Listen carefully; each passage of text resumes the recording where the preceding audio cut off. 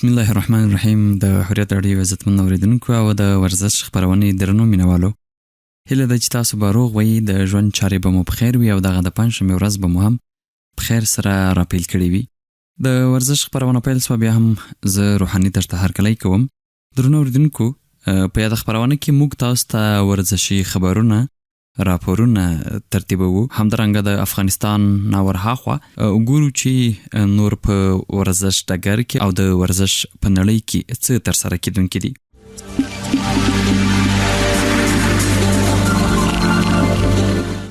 درنو اوریدونکو، لومړی ورځو د سپورټي خبرونو سر ټکو ته.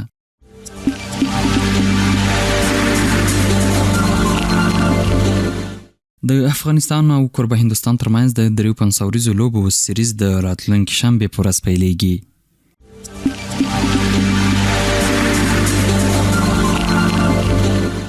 هاردیک پانډیا د افغانستان خلاف لوبو څخه بهر شو.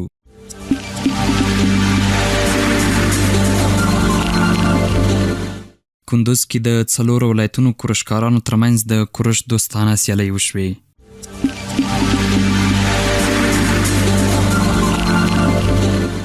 افغان ابدالیان د هند او سریلانکا لیپلوډلو پر وړاندې په 3 اړخیزه لوب لړۍ کې د ګډون په موخه د سریلانکا په لوري روان شول.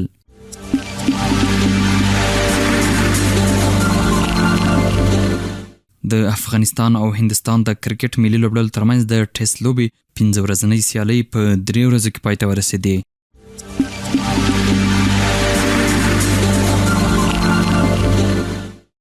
بغلان کې د 3 ولایتونو پهلوانانو ترمنځ د پهلوانۍ سیمه‌ییزې سیالۍ وشوې.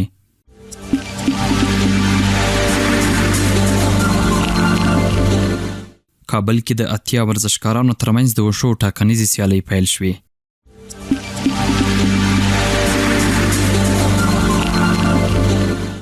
مولوي احمد الله وثیق د داغستان جمهوریت د ورزش له وزیر سره ولیدل.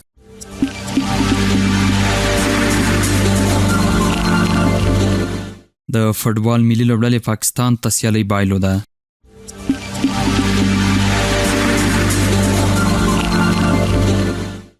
د هیواد ورزش ادارې په اسیایي سیالیو کې د رزمي ورزشونو میډال ګټونکي ورزشکاران وستایل.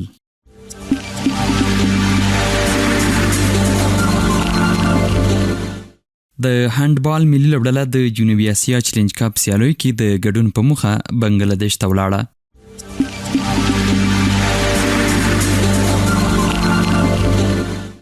د اولمپیک بدني روزنې او ورزش عمومي ریاست اړوند د هاندبال ملي فدراسیون له لوري له 18 کلونو او 20 کلونو کم عمره 14 کسیزه هاندبال ملي لوبډله د جنوبي اسیا چیلنج کپ سیالیو کې د ګډون په موخه بنګلادیش ته ولاړه او د اولمپیک کمیټې په تالار کې د خدای پامانۍ مراسم ترسره شول.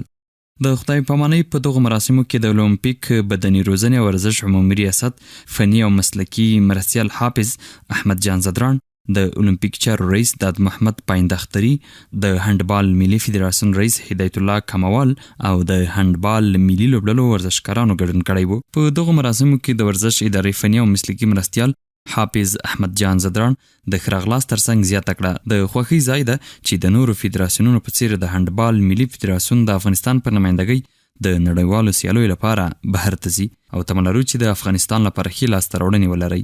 همدارنګه په پای کې د ورزش ادارې په استازولۍ ورزشکارانو ته د همکارۍ ډاډ ورکړه او دوی ته د ښه سفر دعا وکړه. ورپسې د هاندبال ملي فدراسیون رئیس هدایت الله کموال د هاندبال ورزش د ودې په اړه خبرې وکړې او زیاته کړه د هاندبال ملي فدراسیون له ډیرو هڅو سره وتوانید چې له 15 کلونو وروسته خپل لوبغاړي په پوره چمتووالي سره نړیوالو سیالیو کې د ګډون په موخه بهر ته لیږي. دغه سیالۍ به د بنګلادیش په کوربتوب د جنوبي اسیا د 10 هیوادونو ترمنځ د روان میلادي کال د جون میاشتې له 10 نیټې څخه تر 14 نیټې پورې ترسره شي چې د افغان 20 کلونو کم عمره هاندبال لوبډلې لومړۍ لوبه به د بنګلادیش پر وړاندې او له 18 کلونو کم عمره لوبډلې لومړۍ لوبه د مالدیپ پر وړاندې د روانې جون میاشتې په 10 نیټه ترسره شي. د یادونې وړ ده چې په دغو لوبډلو کې له 20 کلونو کم عمره هاندبال ملي لوبډلې 14 ورزشکاران، 2 روزونکي او 1 هیئت او له 18 کلونو کم عمره هاندبال ملي لوبډلې هم 14 ورزشکاران د روزونکي یو لوبسار ګډون کړی و.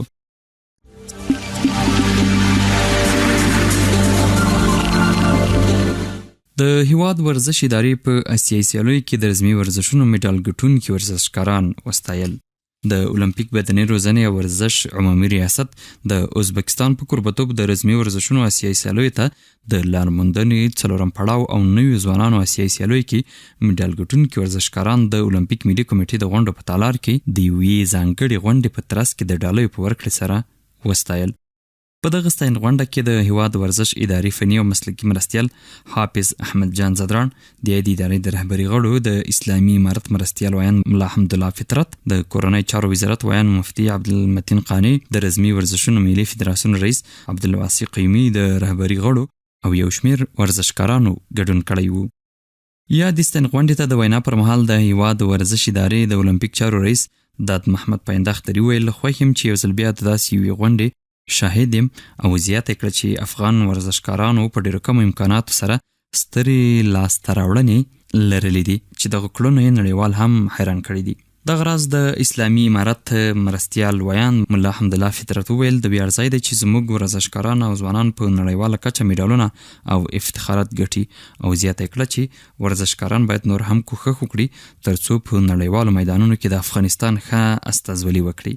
همدارنګه د افغانستان اسلامي امارت د کورنۍ چارو وزارت ویان مفتي عبدالمتین قانی میډال ګټونکو ورزشکارانو ته د مبارکۍ ترڅنګ وویل د ورزش اداره کې یو ښه رهبري قایمه ده چې تر خپل ټول توان سره ستاسو ملاتړ کوي.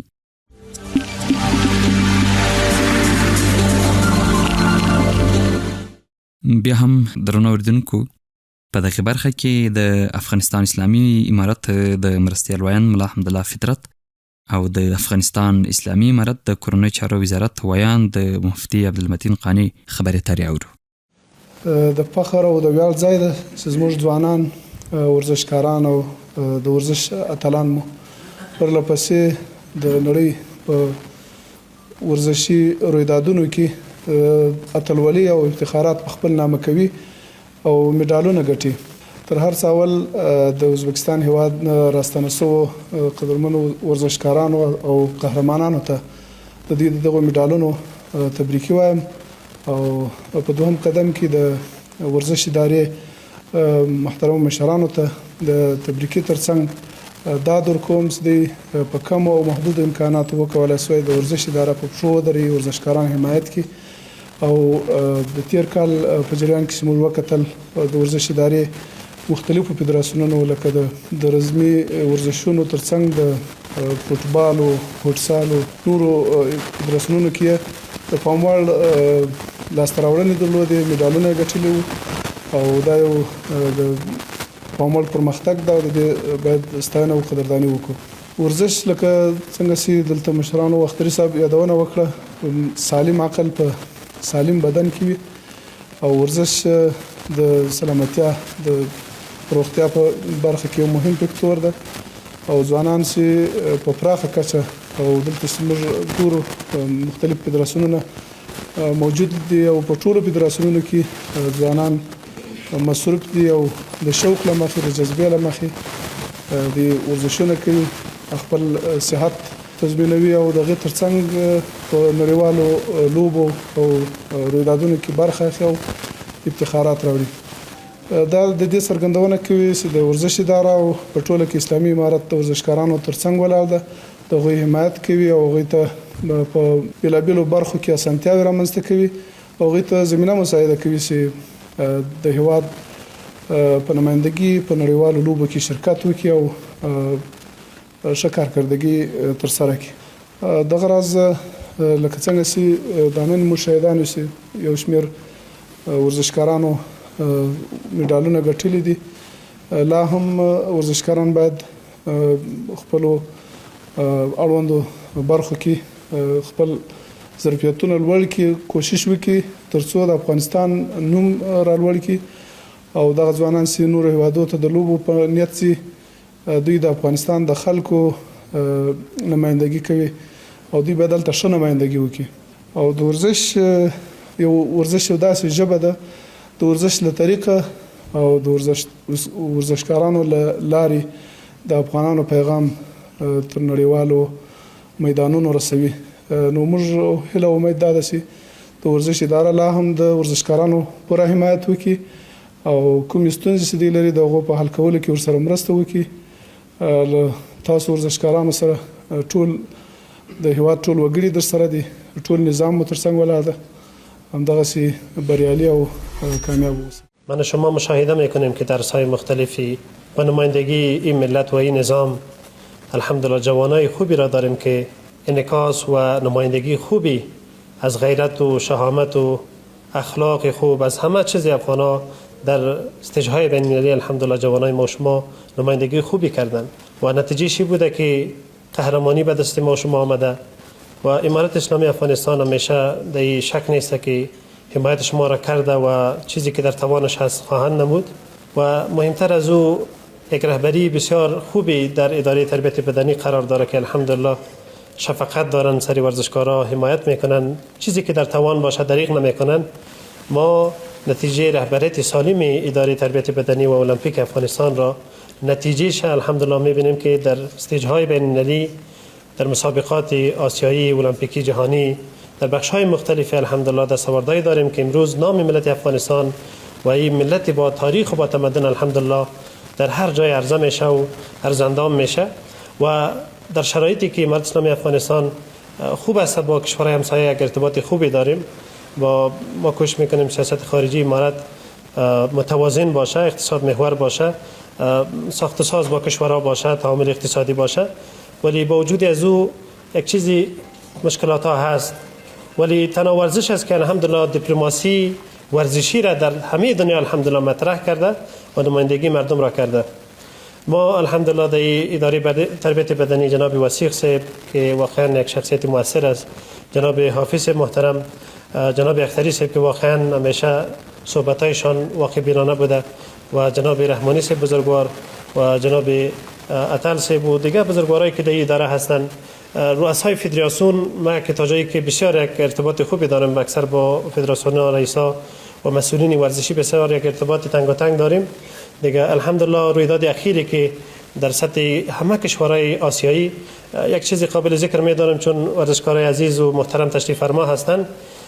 در مسابقات طبعا کشورهای آسیایی بسیار یک رول خاص خود دارن، یعنی کشورهایی هستند که واقعا خود را یک چیز میگیرن و این سخت است که از پیش از او کسی مدال بگیره. افغانستان با شرایط تنگ اقتصادی مشکلاتایی که ما شما داریم دیگه واقعا صادقانه بگه آدم نمیشه که آدم خفته و بیدار نباشه و از حالت خود نبینه، ولی با وجود این مشکلات الحمدلله توسط رهبری محترم اداره تربیت بدنی و از همه مهم استادای عزیز ما شما که شب روز تلاش میکنن، عرق میریزن تا اینکه شما یک جوان عزیز و قهرمان ما نمایندگی خوبی تنها در عرصه ورزش نه، تنها در عرصه تمدن نه، تنها در عرصه فرهنگ نه، تنها در عرصه علم و ادب نه، بلکه در حالت اخلاق و دیپلماسی ورزشی در همه امور ما باید نمایندگی خوب بکنیم. الحمدلله افتخاراتی که اخیر جناب استاد عبدالواسع قیومی که استاد همه ما شماست، دیگه اکثر قهرمانای افغانستان شاگردی مستقیم اونا را داره. الحمدلله در سطح کشورهای آسیایی که تقریبا بیش از 22 کشور بود، به نظرم 5 دانه مدال برنز و 2 تا نقره که بسیار یک افتخاری بزرگ است و بی سابقه است.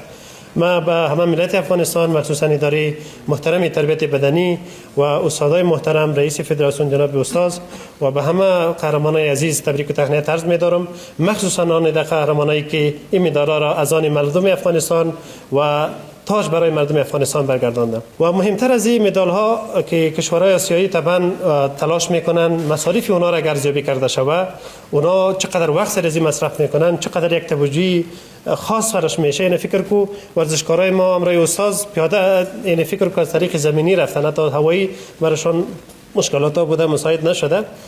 الحمدلله ما به سطح آسیا بهترین مربی را الحمدلله در امسال از آن خود کردیم که جناب استاد از بهترین مربیان کشورهای آسیایی در بخش ورزش‌های رزمی که چند فدراسیون است، عرصه‌های مختلفی، ورزش‌های مختلفی، این کلش افتخارات است.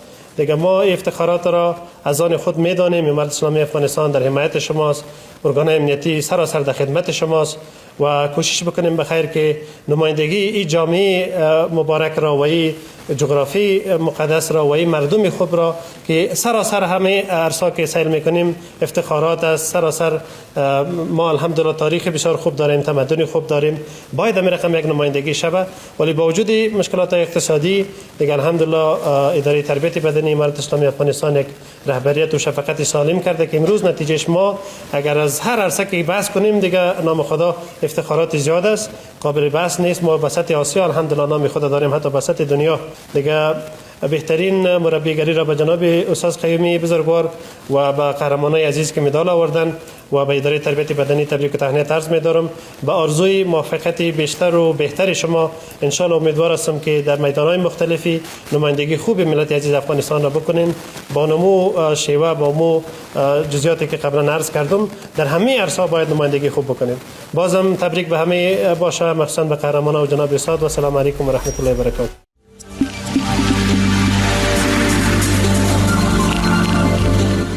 بیا هم ښه راغلاست درنو اورېدونکو.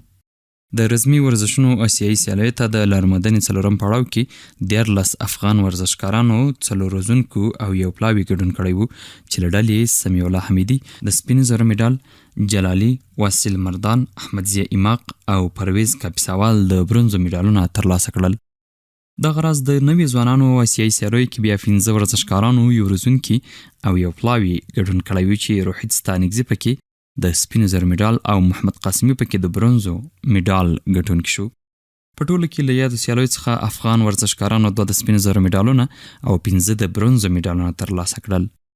د ویلو ده چې یادې سیالۍ د ازبکستان په کوربتوب ترسره شوې چې د رزمي ورزشونو د نوي ځوانانو آسیایي سیالیو کې د افغانستان په ګډون له 10 زیاتو هیوادونو ګډون کړی وو او د روان میلادي کال د مې میاشتې له 14 نیټې تر 20 نیټې دوام وکړ او آسیایي سیالیو ته د لارموندنې سیالیو کې بیا 13 هیوادونو ګډون کړی وو چې د همدې میاشتې له 22 نیټې څخه تر 40 نیټې دوام وکړ.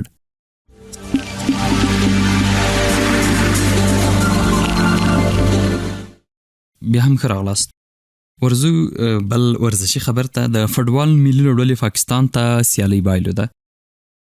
د فوټبال ملي لوبډلې د مالدیپ 2026 څلور اړخیزه فوټبال سیالیو کې پاکستان ته د 2-0 ګولونو په توپیر لوبه بایله ده. پاکستان ته د 2-0 ګولونو په توپیر لوبه بایله ده.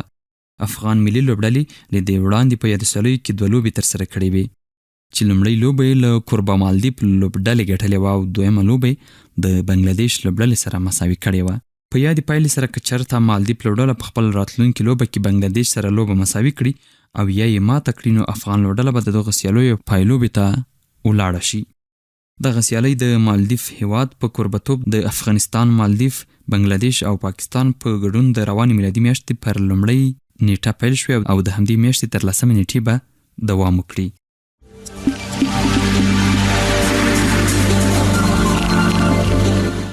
درنو اورېدونکو، راځو د افغانستان په داخل کې هغه ورزشي سیالۍ چې ترسره کیدونکي دي د هغو اړوند هم تاسو ته راپورونه او خبرونه وړاندې کوو. بغلان کې د 3 ولایتونو پهلوانانو ترمنځ د پهلوانۍ سیمه ییزې سیالۍ وشوې. د بغلان ولایت د بدني روزنې او ورزش امریت اړوند د ملي فدراسیون د استازولۍ له لوري د یاد ولایت په کوربتوب په مرکزي بغلان ولسوالۍ کې د کندوز، سمنګان او بغلان ولایتونو د 10 پهلوانانو ترمنځ د پهلوانۍ سیمه ییزې سیالۍ وشوې چې یوه ورځ دوام وکړ. د دغه سیالیو په پایله کې د 15 جوړو لوبې مساوي او 10 ورزشکارانو خپلو سیالانو ته په ماتې ورکولو سره بریاوې او د اتلولۍ مقامونه خپل کړل. د یادو سیالیو موخه د پهلواني ورزش ته وده ورکول وو. د سیالیو په پای کې غوره پهلوانانو ته چمتو شوي ډالۍ ورکړل شوې. همداراز راځو بل خبر ته. کابل کې د 80 ورزشکارانو ترمنځ د وشو ټاکنیزې سیالۍ پیل شوې. د کابل ولایت د بدني روزنې او ورزش ریاست په همکارۍ د وشو ملي فدراسیون له لوري د کابل ښار له بیلابیلو کلبونو څخه د 80 ورزشکارانو ترمنځ د کابل ښار د نوي ځوانانو د وشو ټاکنیزې سیالۍ پیل شوې چې 2 ورځې دوام وکړ. دغه سیالۍ په 2 وزني کټګوریو کې ترسره شوې چې په پایله کې به له هرې وزني کټګورۍ یو غوره ورزشکار وټاکل شي چې یاد اته ورزشکاران به د وشو ملي لوبډلې ټاکنیزو سیالیو کې ګډون وکړي. د یاد سیالیو موخه د کابل ښار د وشو نویو ځوانانو د افغانستان د وشو نویو ځوانانو ملي لوبډلې ټاکنیزو سیالیو ته ټاکل دي.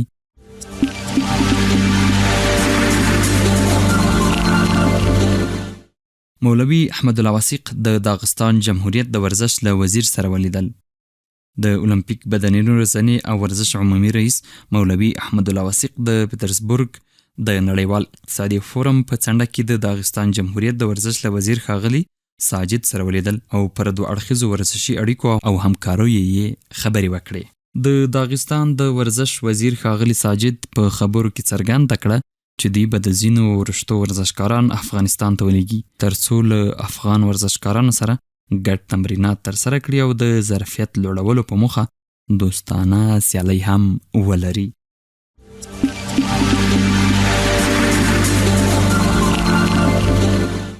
کندوز کې د 4 ولایتونو کورشکارانو ترمنځ د کورش دوستانه سیالۍ وشوې. د کندوز ولایت د بدني روزنې او ورزش ریاست اړوند د کورش ملي فدراسیون د استازولۍ له لوري د یاد ولایت په ګلتپه ولسوالۍ کې د کندوز، سمنګان، بغلان او جوزجان ولایتونو د 100 کورشکارانو ترمنځ د کورش دوستانه سیالۍ وشوې چې یوه شپه یې دوام وکړ. د دغو سیالیو په پایله کې 50 کورشکارانو خپل سیالانو ته په ماتې ورکولو سره بریاوي او د اتلولۍ مقامونه خپل کړل.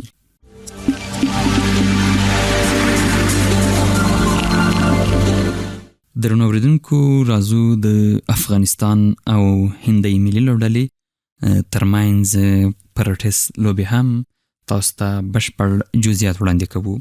د افغانستان او هندوستان د کرکټ ملي لوبډلو ترمنځ د ټیسټ لوبې 15 ورځنۍ سیالۍ په 3 ورځو کې پای ته ورسېدله. د هند کرکټ ملي لوبډلې د بچي په ګډولو سره لومړی توپوهنه انتخاب کړه چې د اتو لوبغاړو په سوځېدو سره 1540 منډې افغان لوبډلې ته جوړې کړې. په ځواب کې افغان ملي لوبډلې 300 منډې هم ترلاسه نه کړې، البته په 2 پاڼو کې. افغان لوبډلې په ځواب کې 300 منډې هم په 2 پاڼو کې ترلاسه نه کړې. د افغان لوبډلې لپاره تر ټولو ډېرې زیاتې منډې رحمتشاه زرمتي 80 ترسره کړي او د افغان لوبډلې لپاره د توپ اچونې په برخه کې محمد سلیم صافي د 140 منډو په ورکړې سره د مخالفې لوبډلې 6 لوبغاړي وسوځول. د هندۍ لوبډلې لپاره بیا کپتان شوبمن ګیل 126، کیل راهول 100، رشم پانټ 1 او واشنگټن سونډر 1 ناسوځېدلې منډې جوړې کړې. د هندۍ لوبډلې لپاره بیا د توپ اچونې په برخه کې په لومړۍ پاڼۍ کې مانیو سوټار تر نورو هندي لوبغاړو ډېرې 6 ویکټې ترلاسه کړې. په دوهمه پاڼۍ کې د افغان لوبډلې لپاره تر ټولو زیاتې منډې صدیق الله اتل جوړې کړې او له دې سره د افغانستان او هندوستان ملي لوبډلو ترمنځ د ټیسټ سیالیو دغه لوبې هندۍ ملي لوبډلې په خپل نوم کړې او د دغه سیالیو ټراپي وګټله.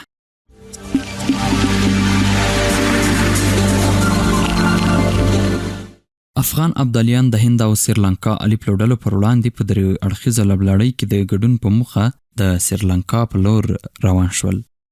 افغان لوبډله به د یاد سیالیو په ترڅ کې نن پنجشنبه د کابل پر وخت د سهار 9 بجې خپله لومړۍ لوبه د هندوستان الف لوبډلې پر وړاندې ترسره کړي او د سیالۍ ډګر ته به ښکته شي.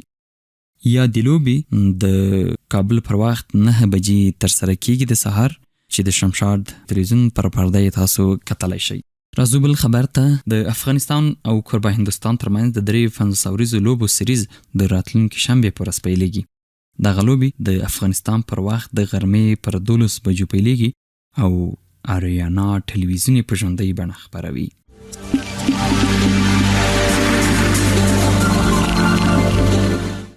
بل خبر، هاردیک پانډیا د افغانستان خلاف لوبه څخه بهر شو. ویل کېږي نوموړی ژوبل او د افغانستان خلاف 53 اوریزه لوبه کې نشي لوبېدلی. له دې وړاندې ویرات کوهلي هم له دغو سیالیو بهر شو چې پر ځای یې جسوال لوبډلې ته انتخاب شو.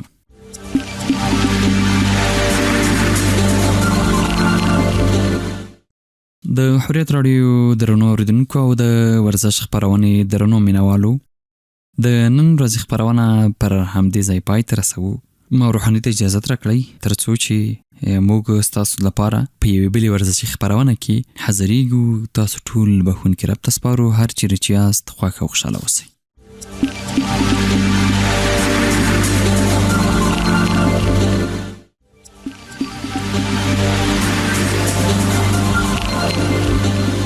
ورزش، شور، هیجان و رقابت له ملي ډګرونو تر نړیوالو سیالیو، اخبار، مصاحبه با نخبگان ورزش، مطالب آموزنده و علمی. دا ټول د حریت رادیو له ورزش خپرونې څخه